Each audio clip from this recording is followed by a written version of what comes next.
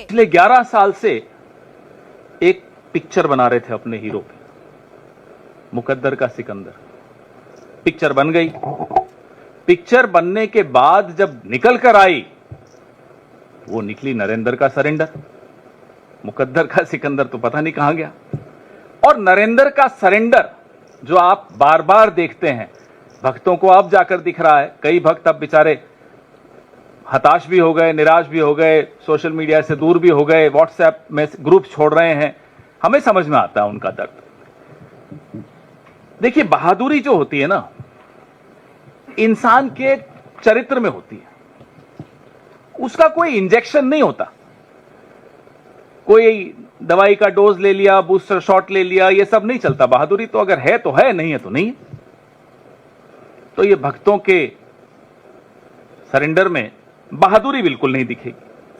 कायरता का इतिहास इनका अपना, खुद इनके संगठन का खुद। जब इतिहास ही कायरता का है और ऐसा व्यक्ति अगर देश की बागडोर संभालता है, तो देश का भविष्य खतरे में पड़ता है। वर्तमान में आपको सामने दिख रहा है। 10 मई की दोपहर को जब हमारी बहादुर सेना ने पाकिस्तान की गर्दन दबोच ली थी, हावी हो गई थी, अचानक फोन आता है ट्रंप साहब का, जैसा भी आपने राहुल जी को सुना। और फोन आकर बोला जाता है, नरेंद्र जी सरेंडर कर लीजिए। कड़क आवाज में बोला होगा, ये हमें पूरा भरोसा है। और यहां से भाई साहब जो हैं मिमियाते हुए सरेंडर कर गए। एक बार में निर्णय हो जाता कश्मीर का भी। पाकिस्तान घुटनों पर था, घुटनों से भी आगे हो जाता और ज्यादा पूरा नतमस्तक हो जाता। लेकिन फोन आ गया। और साहब को जब वहां से फोन आ जाए तो आप समझ सकते हैं कि हम तो वो सोच रहे हैं कि उनकी बॉडी लैंग्वेज, क्योंकि आजकल सोशल मीडिया पे बॉडी लैंग्वेज एक्सपर्ट्स भी बहुत हैं, उस वक्त बॉडी लैंग्वेज क्या रही होगी जब डोनाल्ड ट्रंप का फोन आया हो।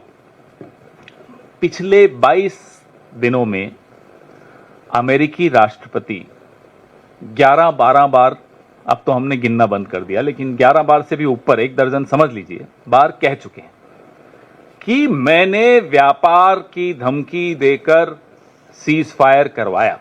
ये नहीं बोला उन्होंने कि मैंने प्यार से बोला, प्यार की भाषा इस्तेमाल की, व्यापार की भाषा इस्तेमाल की। मोदी जी का किसी ने अगर जवाब सुना हो तो बता दीजिए।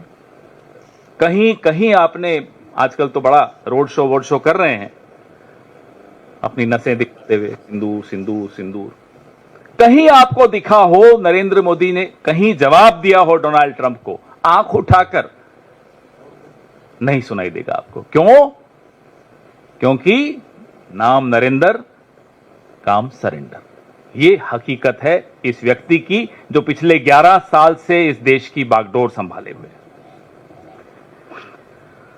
1 महीना हुआ से ज्यादा ही हो गया, हम लगातार ये सवाल पूछ रहे हैं साहब, देश के आत्मसम्मान के साथ ये सौदा क्यों? हम पूछ रहे हैं पहलगाम के आतंकियों का क्या हुआ? हम पूछ रहे हैं सीजफायर किन शर्तों पर हुआ? हम पूछ रहे हैं कहां है हाफिज सईद, अजहर मसूद, दाऊद इब्राहिम, अनेक ऐसे आतंकी।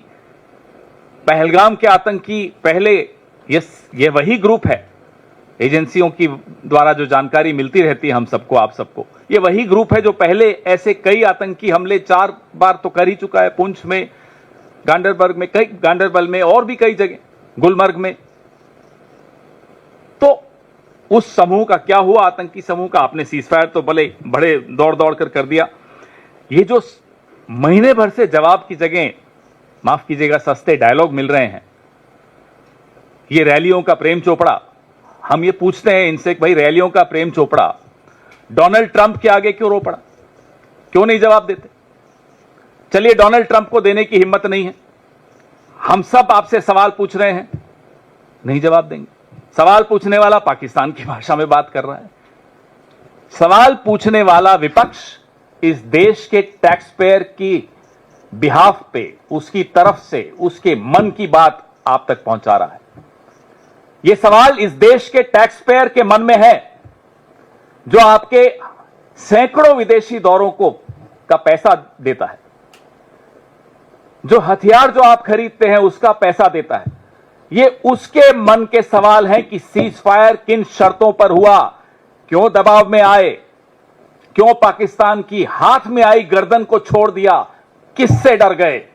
और नरेंद्र मोदी प्रधानमंत्री हो सकते हैं, प्रधानमंत्री देश नहीं होता है। वो देश का प्रधानमंत्री हो सकता है, देश का सेवक हो सकता है, लेकिन भारत देश का नाम अलग अलग है। जम्बू द्वीप भी है, हिंदुस्तान भी है, भारत भी है, इंडिया भी है, आर्यवर्त भी है। नरेंद्र मोदी नहीं है और न कभी हो सकता है। इसलिए जो ये कहता है कि नरेंद्र मोदी को सरेंडर करने की बात कहना मतलब भारत को सरेंडर करना, वो आंख और कान खोलकर सुन ले और देख ले। ये देश 140 करोड़ भारतवासियों का है, सबका उतना ही है जितना नरेंद्र मोदी का है। तो ये मत सोच लीजिएगा कि Narendra Modi is India and India is Narendra Modi, ये गलत है। आप इनके 10 साल का कार्यकाल देख लीजिए। Take a look at the 11 years of his tenure. हमेशा सरेंडर करते हुए दिखेंगे। बड़ी बड़ी बातें, काला धन सरेंडर, फिर बड़ी बड़ी बातें, बेरोजगारी खत्म कर देंगे सरेंडर, किसानों की आय दुगनी कर देंगे सरेंडर, चीन को लाल आंख दिखाएंगे। अब चीन पर तो क्या ही बताएं आपको। चीन के बारे में तो ये इनकी हालत हो जाती है कि मुंह खुलता नहीं है चीन के लिए, और जब मुंह खुलता है तो क्लीन चिट देते हैं। अभी पिछले हफ्ते चीन पर साहब बोल रहे थे, नाम नहीं लिया चीन का। चीन का नाम लेने में इतना डरते हैं कि अपने ही देश के एक बहुत बड़े भूभाग की बेइज्जती कर देते हैं, क्योंकि एक शब्द नहीं बोल पा रहे चीन। कहते हैं कि गणेश जी की आंखें छोटी होती हैं, खुल नहीं पाती। अरे साहब, इस देश का पूरा नॉर्थ ईस्ट में आंखें छोटी होती हैं, आप उन्हें चिढ़ा रहे हैं, आप उनका अपमान कर रहे हैं, गणेश जी का भी अपमान कर रहे हैं। बोलिए ना, चीन से बने हुए माल को नहीं लेना है। देश के प्रधानमंत्री की इतनी हिम्मत नहीं है कि चीन का नाम ले सके। कह रहे गणेश जी की आंखें छोटी होती हैं, खुलती नहीं है। अरे, और देश के प्रधानमंत्री क्या रैलियों में आह्वान करेंगे? स्वदेशी की मूवमेंट हमारी पार्टी ने कब चलाई थी? जब अंग्रेजों का राज था, तब हम नीतियां नहीं बना पाते थे, इसलिए हमने स्वदेशी का पूरा आह्वान किया, विदेशी माल जलाया गांधी जी के नेतृत्व में। इनकी पार्टी ने, इनकी जो विचारधारा वाले लोग हैं, इन्होंने नहीं किया। मैं कांग्रेस की बात कर रहा हूं। अब तो आप प्रधानमंत्री हैं, अब भी आप आह्वान कर रहे हैं। हिम्मत दिखाइए, नीति बनाइए, सरेंडर मत कीजिए, नरेंद्र बनिए, सरेंडर मत बनिए। नीति बनाइए कि साहब चीन का माल नहीं आएगा हिंदुस्तान में, तब तो हमको समझ में आएगा कि साहब आप में कुछ थोड़ा बहुत गुण है। हाँ, हमें पूरा भरोसा है कि है नहीं, क्योंकि अब तो 11 साल हो गए।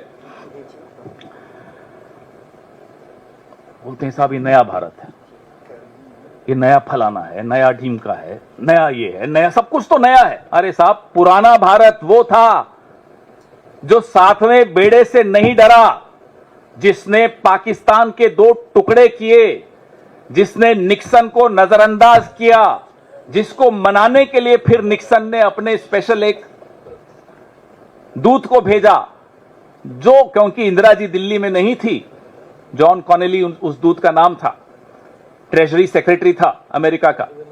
इंदिरा जी दिल्ली में नहीं थी तो वो शिमला गया उनसे मिलने, क्योंकि निक्सन रूठे हुए भारत को मनाना चाहता था। ये पुराना भारत था, ये आए हैं नया भारत लेकर। तो भारत को आप बख्श दीजिए साहब, आपकी कायरता से भारत को बख्श दीजिए। भारत बड़ा आपका ऋणी रहेगा, क्योंकि आपकी कायरता इस देश की नौजवान पीढ़ी को क्या सिखाकर जा रही है? सिर्फ डायलॉग में हमें आपकी जरूरत नहीं, हमारे पास बहुत है। हमें मालूम है आपने ट्रेनिंग ली है डायलॉग देने की, और ये एक हकीकत है जो मैं बार बार दोहराता हूं। आप लोगों को मजाक लगता है, मजाक नहीं है। आप